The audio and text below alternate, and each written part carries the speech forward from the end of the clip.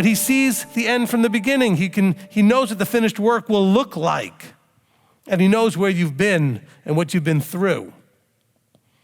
But yet we get discouraged. You know what? If you have not good shepherds, the shepherds that are not doing a good job are not going to encourage you. The ones who are not doing a good job are not going to help you to understand that you can do it. You know, that's why one of the reasons why the other day, I think it was on a Rosh Chodesh when we did the service, I kept telling you, you can do it.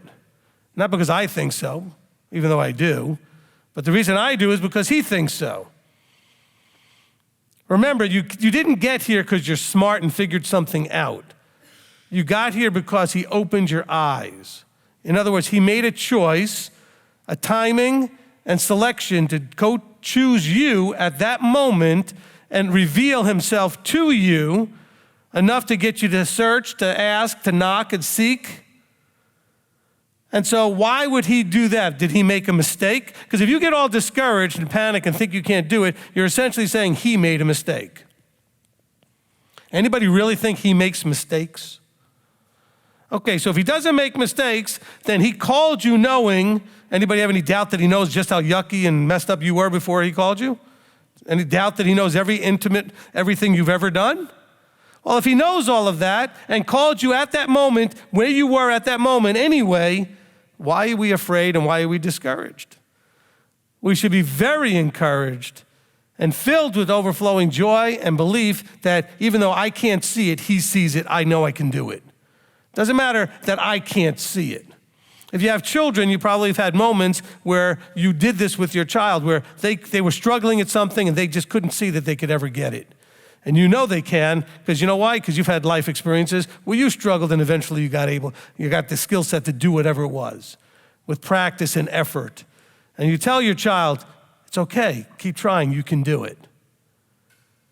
They can't see it though. No, I can't. And they're throwing the things around and they're just throwing their hands up in the air and they're stomping their feet and they can't do it. Wait a minute, no, that was me trying to get my passwords to work the other day. Okay, sorry. Any of you who know me know how much fun I have when I try to log into anything that the computer no longer has the password because it's cleared the cache or whatever. Not fun. Okay, I got a lot of growing to do there. But you got to be encouraged. Let's live in reality, okay? We have too much delusion still in our lives. Let's live in reality. We know that there is a creator.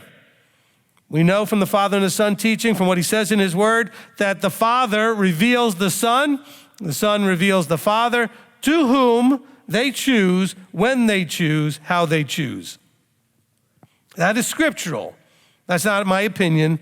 That's not me just making something up. We show it verse by verse. Yeshua says it very clearly. Now, if that's true, if that's reality, then the fact that your eyes are open, and you know they are, because you see things your friends can't see, your family can't see, your children can't see, your parents can't see, whatever it is. You understand things they can't understand. You receive information in a different way when you read the word than they do, because he's done a work in you to reveal something. That is reality. Now, the other part of that reality is he did this knowing that you would take that opportunity and you have the ability to go forward through the transformation to become Yeshua-like and enter the kingdom. That is the reality. Okay, he wants the covenant with you, not because you can't do it, but because you can do it. You need to embrace that fully. Because the covenant, look, he says that, we read this, I think last part, when Jeremiah 31, it says he's going to make a new one, not like the old one which they broke. Okay, so he already dealt with the people that broke covenant. Why would he choose you unless he was confident you would keep covenant? Think about it. He already dealt with the people that broke covenant, and not all of them did. The majority, though, the remnant didn't. There was always a remnant that kept. And so why did he call you? By the way, is he calling you into a huge body, or is he calling you to be a part of a remnant? He's calling you to be part of a remnant. So he knows this is not going to be a humongous group. There's not like a majority of the planet at this point yet. It's going to be a small group. But he's called you because you can. No fear, no doubt, no discouragement, and quite frankly, can we admit the last part of this, that we're really not lacking anything? You're really not lacking anything. All of you still have food and shelter and clothing and basic needs. Now, you may struggle to have them, but you have them. And somehow it always works out, doesn't it? Maybe just barely sometimes, by the skin of your teeth, as they say, but, you're just a little bit above that drowning mark, but you always have, and you never lack the things you need. It works out. But do we believe that and trust that?